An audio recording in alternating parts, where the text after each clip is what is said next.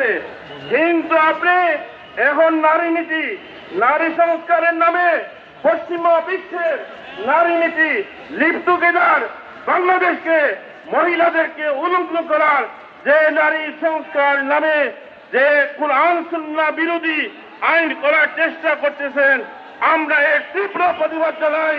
এই বাংলার জমিনে কখনো লিভ টুগেদার এবং জাহিরি নারী নীতি বাংলার জমিনে কখনো বাস্তবায়ন করতে পারবে না।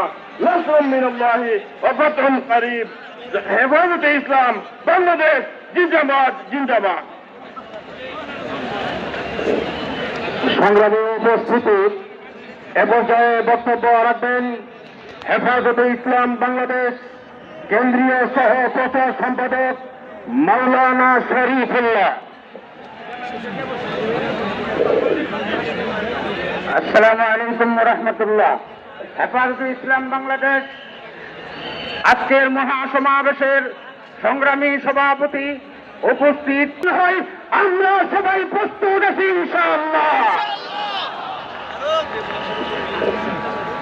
এই মুহূর্তে বক্তব্য রাখবেন হেফাজতে ইসলাম বাংলাদেশের কেন্দ্রীয় অন্যতম নেতা জনাব মাওলানা মুফতি নূর হোসেন নুরানী। বক্তব্য